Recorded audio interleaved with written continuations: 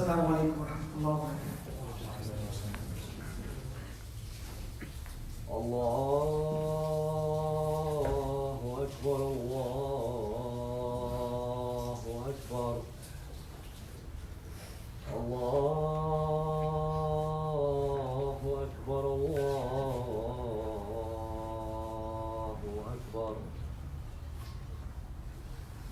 أشهد أن لا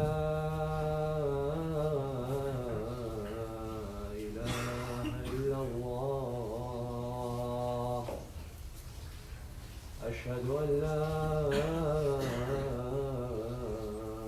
إلا الله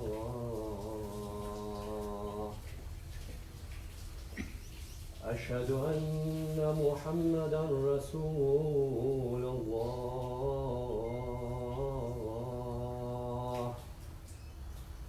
أشهد أن محمدًا رسول الله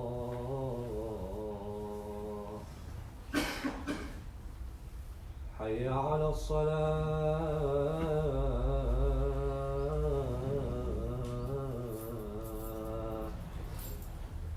حي على الصلاة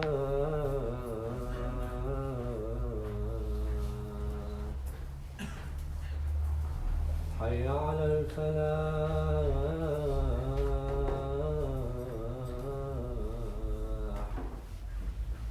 حي على الفلاح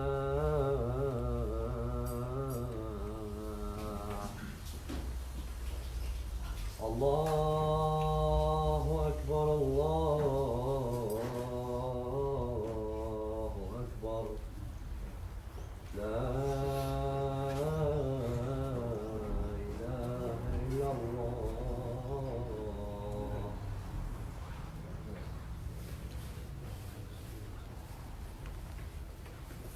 بسم الله والحمد لله والصلاة والسلام على رسول الله وعلى آله وصحبه أجمعين وما بعد. السلام عليكم ورحمة الله وبركاته. Brothers and sisters in Islam, alhamdulillah, today is another day of Eid. A day that Allah subhanahu wa ta'ala has blessed us and allowed each and every single one of us to live for another Jummah.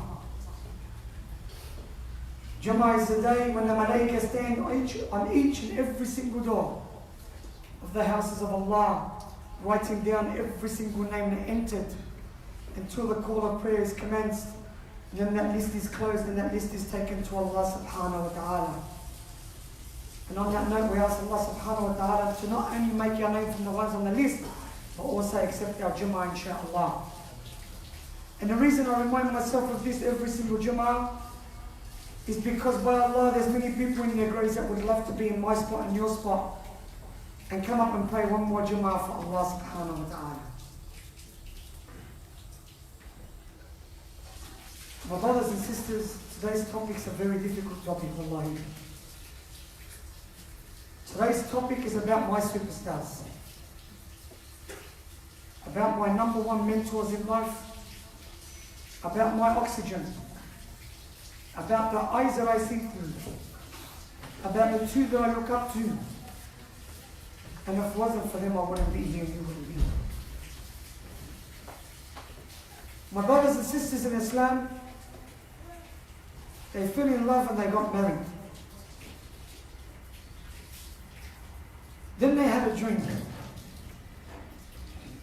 And that dream was to have you and I. They asked Allah, And Allah subhanahu wa ta'ala allowed her, with His permission, to get pregnant with him. Through her pregnancy, she went through pain. She probably got morning sickness, sleepless nights while you were kicking her from the inside. And if that wasn't enough, then she had to go through labor. Labor is a time, there was a recent study just finished. They found out that if a man's body had to give birth, he would actually die because his body can't tolerate the pain that a woman goes through when she gives birth. So this amazing woman, she endured that pain probably more than once to have you and your siblings. While he was where? Out working long hours so we can keep a roof over your head and clothes on your back and food in your stomach. You didn't know how to walk. You didn't know how to talk. You didn't even know where you were. They taught you to walk. By Allah, they stayed up all night when you were sick. As a matter of fact, if she didn't allow you to feed off her, often you'd probably starve and die. Her body developed stretch marks. She's probably endured back pain that will never go away. Depression, anxiety, her body changed. Sometimes her husband doesn't find her attractive like he used to. Why? So she can have you. Again, all those nights they stayed up when you went ouch. To change the cloth on your face when your temperature went up. To make sure every 4 hours you got that medication. To make sure that blanket was on you. To make sure you were fine. They stayed up all night. And by Allah, more times than less, they sacrificed from their own mouths to make sure that you got fed and never went hungry. And then subhanallah, we get to an age where we get hair on our chest. Or a woman goes through puberty, and then we think that someone's given us this invisible card that I don't know about, that we've got the right to what? Yell at them. Disrespect them. Swear at them. Dishonor them. Bring shame on them. And ignore every single piece of advice they gave us. When on the other side of the scale, when we're going through that age, and the boys, they start, subhanAllah, experimenting with drugs, and alcohol, and girlfriends, and nightclubs, and everything else. We haven't got all day to go on, but you know what I'm talking about. And the sisters go on social media, and their mothers and fathers are very worried about them. Who didn't give up? The same two. The same two people. Who am I talking about, brothers and sisters? Who are these two beautiful people that I'm talking about? Who are these people that our actions are making us take advantage of them and not appreciate them and not give them what they deserve? Who are they, my brothers and sisters? Your mother, your mother, your mother, and your father.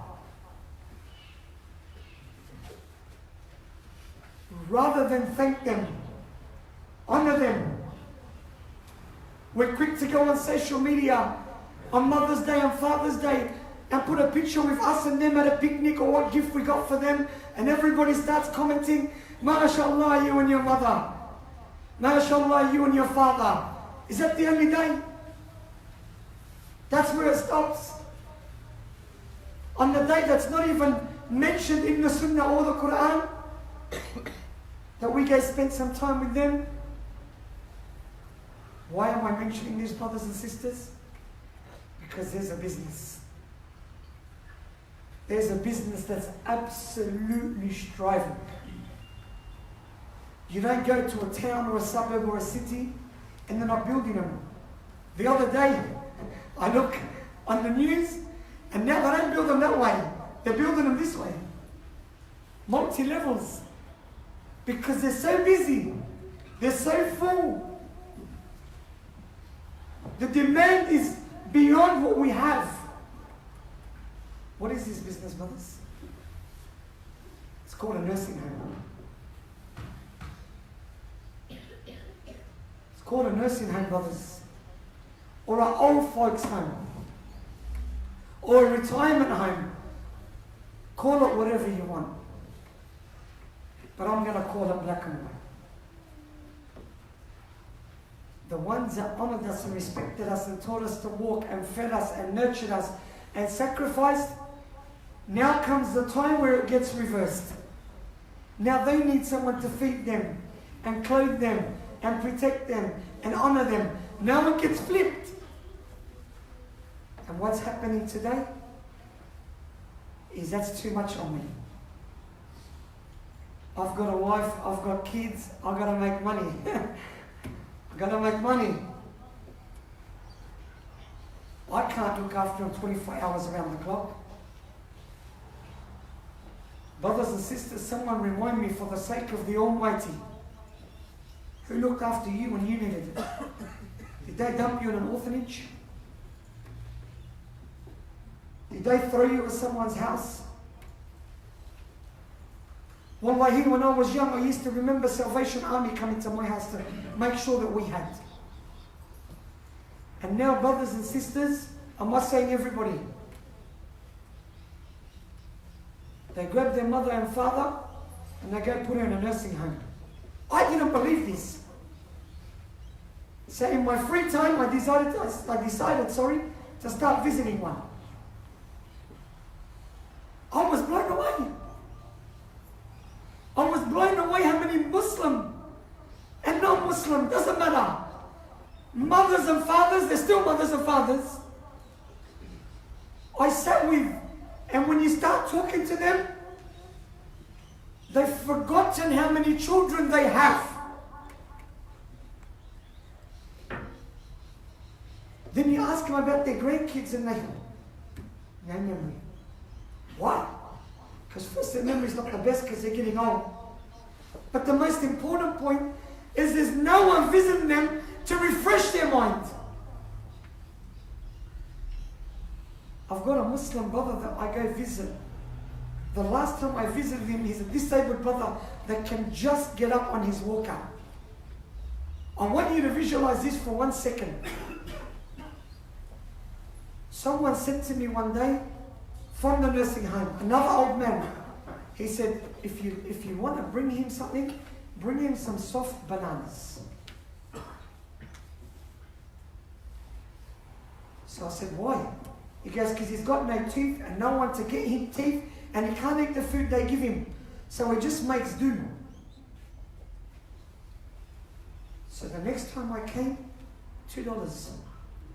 $2 in bananas. I drove up to this nursing home and subhanAllah, he's sitting outside on his little walker. This is a man that every 5 minutes probably takes him 20 minutes to walk. He uses every piece of strength in his body. When I open up the bananas, he rises and he starts clapping. He's excited to see $2 of bananas, brothers. Why? So he can eat without pain. Is this love? Now, I'm not talking about the ones that their mother and father need 24 hours around the clock assistance and they have to have a nurse and a doctor. I'm talking about the ones that when it comes time to looking after your mum and dad, the way that they looked after you, you don't have time for them. And if you don't believe what I'm saying, I personally challenge you on your next day off to go visit a nursing home. can tell me how much you love your parents, but when you look, it's a very different picture. Because I've said it before and I'll say it again. Actions speak louder than words. And at this present moment, I'm going to share a story with you about someone who did love his mom.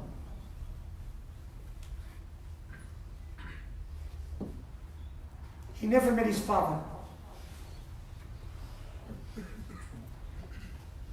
He also never had no siblings, no brothers, no sisters, no aunties, no uncles from his father. The person I'm talking about only had a mother and he was 6 years old.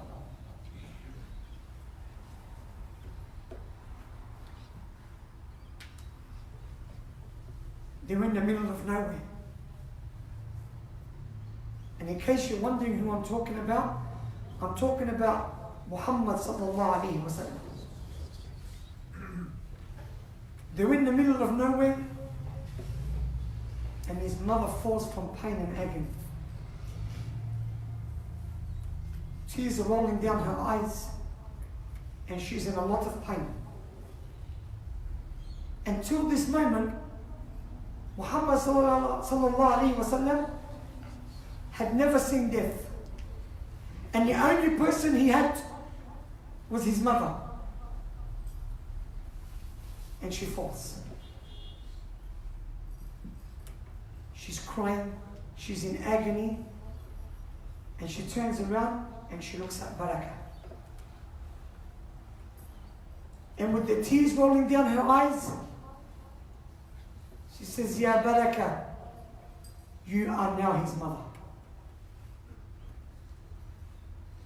At this very second, Rasulullah was confused, scared.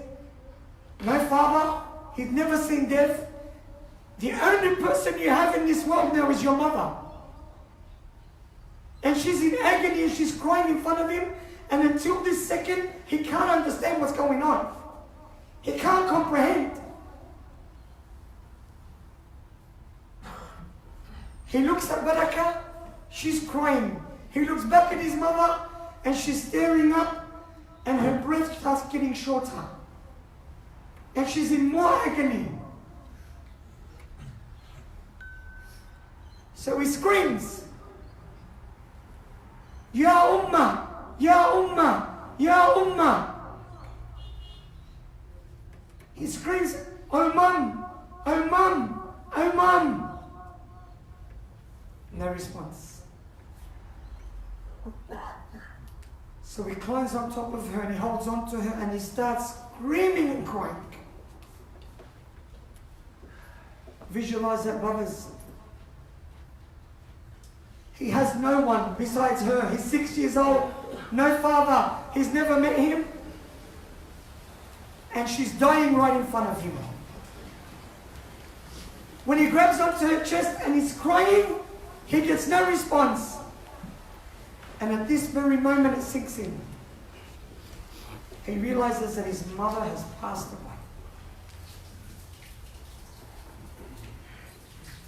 His crying gets worse. His sobbing gets worse. Barakah comes up to him. She confides in him from behind. And at this very second, Muhammad sallallahu alaihi wasallam at the age of 6, he looks at Barakah and he says, Oh Barakah, after my mother, you are now my mother. No. The most favorite man to Allah subhanahu wa ta'ala has now lost his mother in the middle of nowhere.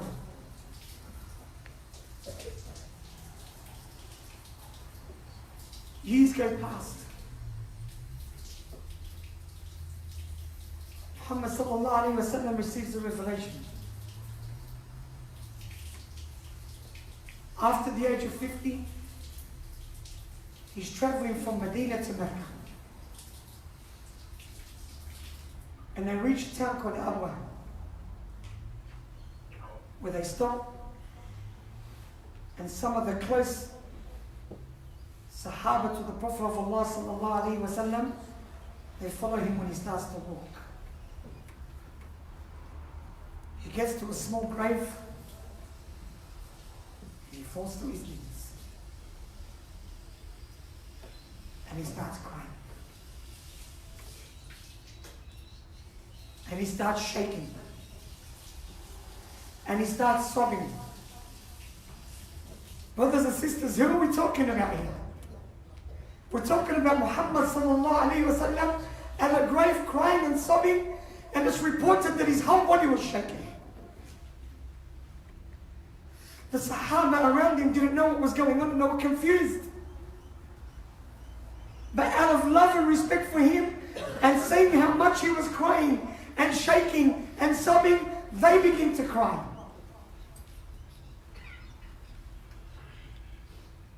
And at this very moment, the Umar radiallahu anh walks up and puts his hand on the Prophet ﷺ and says to him, it's okay, it's okay, it's okay.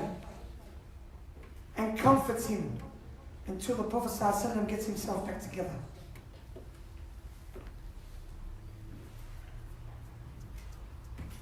They walk away. And the Sahaba are curious, they want to know, why was the Prophet ﷺ crying on his grave? And why was he sobbing and shaking in that condition? So they asked him, they said, Ya Rasulullah sallallahu alayhi wa sallam, why were you crying and acting like this on this grave? He turns to them and he says, this is the grave of my mother. This is the grave of my mother. Now forgive me, brothers and sisters, but that's what I call true love. That's what I call loving your mother. Not throwing them away and visiting them on the weekend or when you've got spare time. Or even forget them nursing home. Not visiting them until Mother's Day and Father's Day and Eid. And whenever you've got a spare 15 minutes, you think they're like a factory you can bundy on and off. Because you know what's sad, brothers and sisters? I shouldn't have to tell you from the Quran, and I shouldn't have to tell you from the Sunnah, that you have to love your mother, you have to love your father. Even though Allah subhanahu wa ta'ala has what? He's ordered it in the Quran.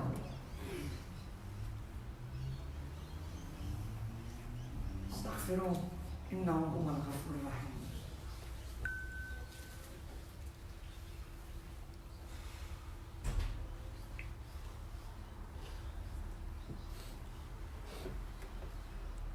Bismillah, alhamdulillah, wassalatu wassalamu ala rasulillah wa ala alihi wa sahbihi ajma'in, amma ba'd. My brothers, I'm going to share a 5-minute story with you about this earth and how this can happen to you.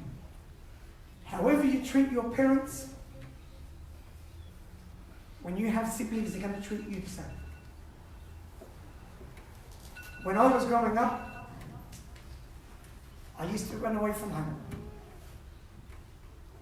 And I used to disrespect my mother and father. And I used to do a lot of wrong things. But one of the things that sticks in my head is every time I'd run away because my parents were only trying to raise me the right way, I'd come home, my dad would deal to me. And this went on again and again and again. Until one time, brothers and sisters, I remember clearly like it was yesterday. My auntie brings me in because I'm too scared to come by myself. Like we all have a favourite auntie or uncle who rescues us when we're wrong. And I came to kiss his feet and he said, sit up. My role model, my father. And I went, well, this is not how it normally goes. And he said to me, son, I'm not going to hit you anymore. I'm not going to yell at you anymore. I'm not going to scream at you anymore. But what I'm going to tell you is you are never going to know how I feel and how your mother feels until when you have children and they do the same thing to you. I brushed it off. I was about 14, 15. I get to 18, 19, and I'm going to cut a very long story short. And I'm about to have my first child. I'm in the labor room. I'm excited. My first child's coming out. Alhamdulillah, my wife gives birth. And as soon as the head comes out, it's like Allah subhanahu wa ta'ala puts this big TV in front of me. And what played on that TV was my father telling me, you're never going to know until you have your own children. So I couldn't hold my child. I wanted to run and find that superstar. So I left the labour ward and I ran down Bankstown Hospital. And I found him in the cafeteria. And in front of everybody, I got to my knees and I started kissing his feet. And I said, please forgive me. Because Allah subhanahu wa ta'ala showed me.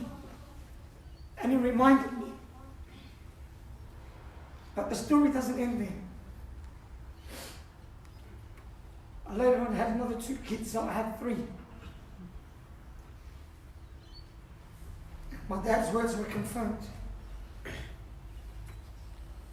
All 3 of my kids got taken off me. 2 have come back, but 1 is gone. And every time 1 is gone, I just look at my father. And subhanAllah, he's always the one that comes and comforts me. And I remind him of the story. I tell him every time this happens, Dad, I say Alhamdulillah. And I remember when you said to me, son, you're not going to know how I feel until you have your own. And I stand before his brothers and take it out by Allah that my dad's words were true. Please, I beg you, be kind to your mother and father. And when they talk, listen. Because the day you think you know more than they do, or the day you think you know better than they do, you're in big trouble. Because the key to Jannah, the key to the happiness of Allah, the key to the malaika taken to Allah, your goodness, is your mother and father. Renew your intentions today. Because what I go through every day when I miss my children, I wouldn't wish it on my enemy. Hug your mother and hug your father. Because by Allah, you are going to come to a day when you bury them.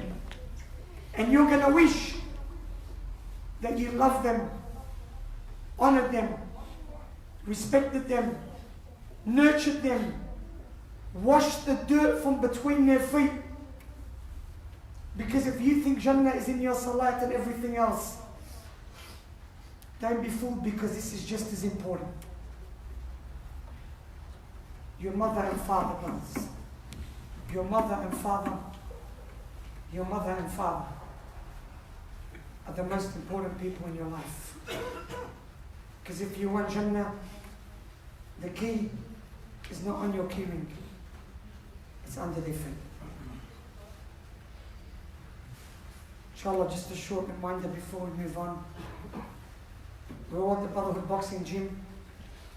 And brothers, I know firsthand what keeps these lights on, and for us to be able to come here every week is the time that Brother Keith sacrifices to run programs for the children. It's not about becoming a world champion, it's about teaching your children quality and respect. And one of the fine examples is what I spoke about today. I've personally witnessed Brother Keith talking to these children about how they should treat their parents. And by you paying a lousy small fee to this brother to teach your kids so they benefit and you benefit, it allows these doors to stay open with the permission of Allah subhanahu wa ta'ala, and we can keep coming here for khutbah, and our children will have somewhere to go to. Because often we don't support these amazing places, then they close down, and then whenever you go to a cafeteria, we're always whinging that there's nothing for our brothers and there's nothing for our youth. So rather than talk about it, brothers, let's do something. He's not asking for you to put money in the bucket, but bring your children here. On that note, we also have a youth program here every Saturday, between 6:30 p.m. and 8:30 p.m. We always have a guest speaker where we interview him and is teaching kids quality on life. One time we had someone about drugs, one time about gangs, one time about tattoos. This week, we've got an amazing, amazing man. He's only about this big. He's 20-something years old, no arms, no legs. But through believing in Allah and saying Alhamdulillah and keep moving forward, he went and represented Australia in the para wheelchair and won most valuable player in the world. He's coming here tomorrow to teach the children that no matter what challenges you have in life, say Alhamdulillah and keep moving forward. And we've got free pizza. It's all free. Again, a fine example of what Brother Keith allows us to do in this place. May Allah subhanahu wa ta'ala reward him. Bring your kids. 6:30. It's for an hour and a half, 2 hours, and it's free tomorrow night. Also, a brother's opened up a business. A Wentworth Bean down the road. It's on Wentworth Street in Greenacre. It's a coffee shop. The Prophet ﷺ said, you'll never enter Jannah unless you're a believer. And to be a believer, you must love for your brother what you love for yourself. We have to support each other in our businesses, inshallah. I hope I've forgotten anything. إن الله وملائكته يصلون على النبي يا أيها الذين آمنوا صلوا عليه وسلموا تسليما كثيرا اللهم صل على محمد وعلى آل محمد كما صليت على إبراهيم وعلى آل إبراهيم في العالمين إنك حميد مجيد وبارك على محمد وعلى آل محمد كما باركت على إبراهيم وعلى آل إبراهيم في العالمين إنك حميد مجيد. We ask Allah subhanahu wa ta'ala, the most forgiving, to allow us to be good to our parents. We ask Allah subhanahu wa ta'ala to forgive us if we've wronged our parents in any way. We ask Allah subhanahu wa ta'ala to allow us a chance to get the acceptance because we know there are only ticket to Jannah, inshaAllah. We ask Allah subhanahu wa ta'ala to open our hearts to the deen of Islam. We ask Allah subhanahu wa ta'ala to give the harshest of punishment to all the oppressors. We ask Allah subhanahu wa ta'ala to ease the pain of all the Muslims going through hardship in Palestine and Syria and Afghanistan and Iraq and in Lebanon and wherever they're going through hardship. My brothers and sisters, repent today and focus on your mother and father because Jannah is through them, inshaAllah. ربنا آتنا في الدنيا حسنة وفي الآخرة حسنة وقنا عذاب النار وأقم الصلاة. الله أكبر.